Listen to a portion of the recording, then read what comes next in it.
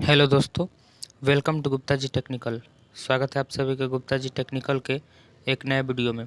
तो दोस्तों, आज के वीडियो में हम लोग करने वाले हैं फिजिक्स के कुछ महत्वपूर्ण प्रश्न जो कि आपके एंट्रेंस एग्ज़ाम की दृष्टि से महत्वपूर्ण है। ठीक है, और ऐसे प्रश्न जो है आपके एंट्रेंस एग्ज़ाम में बहुत बार पूछा जा चुका है और पूछा जाता भी है। ठीक है, तो चलिए क्वेश्चन को करना शुरू करते हैं। तो हमारा सबसे पहला प्रश्न जो यहाँ पे है वो है एम्पियर का नापने की इकाई है। जो एम्पियर को हम लोग मापते हैं अपन, तो जो उसकी मापने की इकाई होती है उसको हम लोग क्या बोलते हैं? तो ऑप्शन नंबर ए है करंट, ऑप्शन नंबर बी है प्रतिरोध, ऑप्शन नंबर सी है पावर, ऑप्शन नंबर डी है वोल्टेज। तो हम लोग एम्पियर को किस में नापते हैं? एम्पियर क्या नापने की इकाई है? सॉरी, क्वेश्चन पढ़ने में हमको थोड़ा मिस्टेक हो गया। एम्पियर क्या मापने की इकाई है? तो करंट मापने की इकाई है। ठीक है, एम्पियर करंट को ही ना हम लोग एम्पियर में मापते हैं। ठीक है, इसलिए option number A is right answer. ठीक है, चलिए आगे बढ़ते हैं। तो हमारा अगला प्रश्न है निम्नलिखित में से कौन वेक्टर मात्रा है?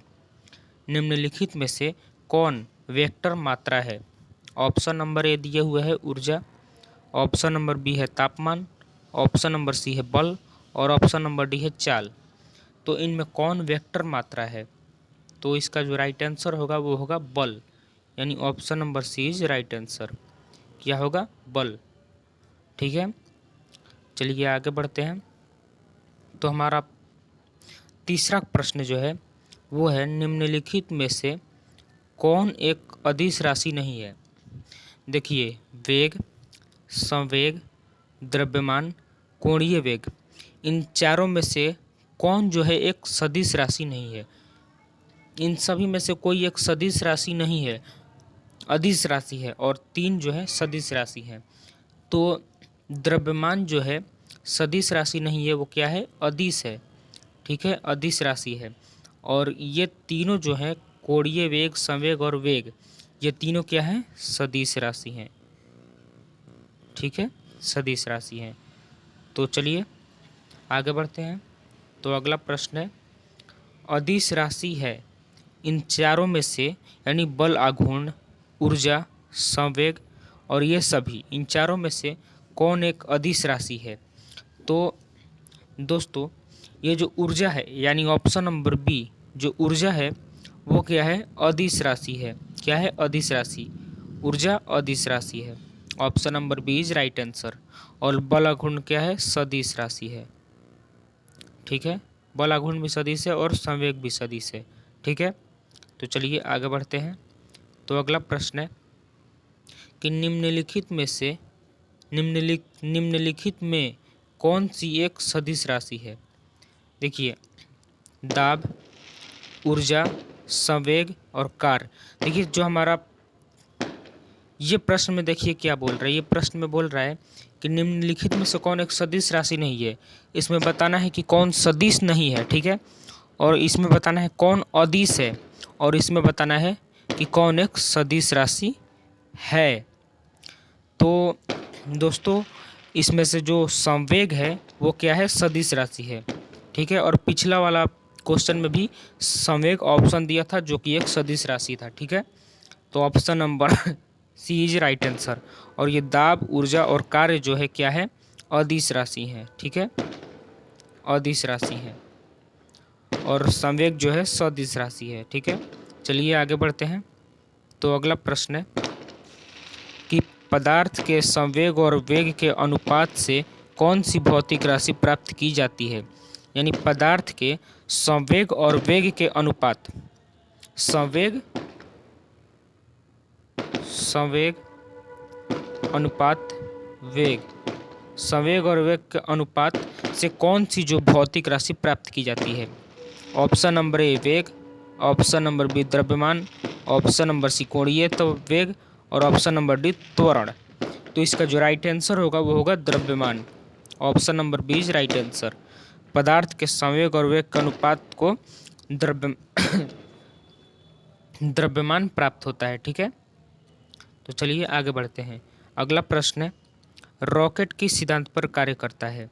जो रॉकेट लॉन्च किया जाता है जो कुछ इस प्रकार का होता है, वो किस सिद्धांत पर कार्य करता है? ऊर्जा संरक्षण के सिद्धांत पर, बर्नौली प्रमेय के सिद्धांत पर, संवेग संरक्षण के सिद्धांत पर, या फिर इनमें से कोई नहीं? तो देखिए रॉकेट जो है वो संवेग संरक्षण के सिद्धांत पर कार्य करता है। ठीक है, option number C is right answer. आगे बढ़ते हैं। तो अगला प्रश्न है कि गुरुत्वाकर्षण के सार्वभौमिक नियम का प्रतिपादन किसने किया था?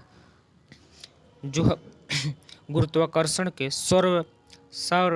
सार्वभौमिक का नियम का प्रतिपादन जो है किसने किया था? ऑप्शन नंबर ए है गैलीलियो, ऑप्शन नंबर बी है न्यूटन, ऑप्शन नंबर सी है कोपरनिकस, और ऑप्शन नंबर डी है इनमें से कोई नहीं। तो देखिए गुरुत्वाकर्षण के सार्वभौमिक का नियम का प्रतिपादन जो है वो न्यूटन ने दिया था। किसने दिया था? तो न्यूटन ने दिया था। Option number B is right answer. गुरुत्वाकर्षण के सार्वभौमिक का नियम का प्रतिपादन किसने किया था? न्यूटन ने। Option number B is right answer. ठीक है, तो चलिए आगे बढ़ते हैं। तो अगला प्रश्न है कि पास्कल इकाई है, जो पास्कल है वो किसकी इकाई है? तो पास्कल किसकी इकाई है? दाब की। Option number A is right answer. दाब की इकाई क्या है? पास्कल। ठीक है, आगे बढ़ते हैं। तो अगला प्रश्न है, क्यूसेक से क्या मापा जाता है? जो क्यूसेक है उससे हम लोग क्या मापते हैं? तो क्यूसेक से हम लोग जल की बहाव मापते हैं। ठीक है, option number A is right answer. जल की बहाव को मापने में किसका प्रयोग किया जाता है? तो क्यूसेक का प्रयोग किया जाता है। ठीक है, तो चलिए आगे बढ़ते हैं। तो अगला प्रश्न है कि निम्नलिखित में से कौन सबसे अधिक प्रत्यास्था है? यानी देखिए, गीली मिट्टी, प्लास्टिक, रबर और स्टील, इन चारों में से कौन जो है सबसे अधिक प्रत्यास्थ है?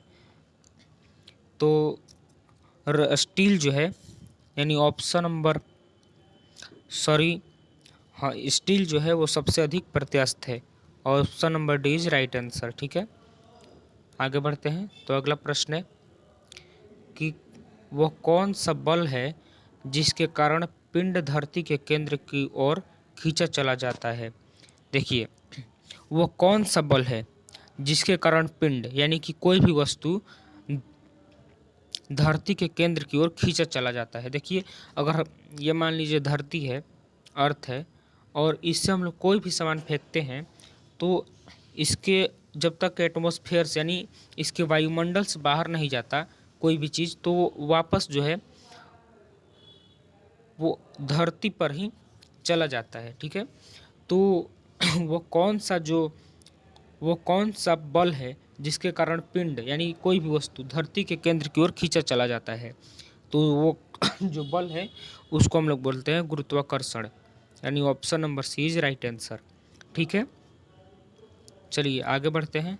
तो अगला प्रश्न है कि पृथ्वी के गुरुत्वाकर्षण का कितना भाग चंद्रमा के गुरुत्वाकर्षण के सबसे नज़दीक है? यानी देखिए, पृथ्वी का जो गुरुत्वाकर्षण है उसका कितना भाग जो है चंद्रमा के गुरुत्वाकर्षण के सबसे नज़दीक है? तो 1/6, यानी option number C is right answer. 1/6 भाग जो है वो चंद्रमा के गुरुत्वाकर्षण के सबसे नज़दीक है। ठीक है, चलिए आगे बढ़ते हैं। तो अगला प्रश्न है कि आर्किमिडीज का नियम निम्नलिखित में से किससे संबंधित है? जो आर्किमिडीज का नियम है वो किससे संबंधित है? गुरुत्वाकर्षण के नियम से, समकोण त्रिभुज के नियम से, पल्लवन के नियम से, या फिर इनमें से कोई नहीं? तो इसका जो राइट आंसर होगा वो होगा पल्लवन का नियम। जो आर्किमिडीज का सिद्धांत है वो पल्लवन के नियम से संबंधित है। ठीक है, option number C is right answer. चलिए आगे बढ़ते हैं। तो अगला प्रश्न है, श्यानता की इकाई है, जो श्यानता है उसकी इकाई क्या है? तो श्यानता की इकाई है पॉइज। ठीक है, option number A is right answer. तो दोस्तों आज के वीडियो में बस इतना ही। अगर आपको ये वीडियो अच्छा लगा हो तो वीडियो को लाइक करें। तो अगर आप भी एक ऐसे स्टूडेंट हैं जो पॉलिटेक्निक एंट्रेंस एग्जाम की तैयारी बिल्कुल फ्री में करना चाहते हैं तो हमारे चैनल गुप्ता जी टेक्निकल को सब्सक्राइब करना ना भूलें। मिलते हैं नेक्स्ट वीडियो में, तब तक के लिए धन्यवाद।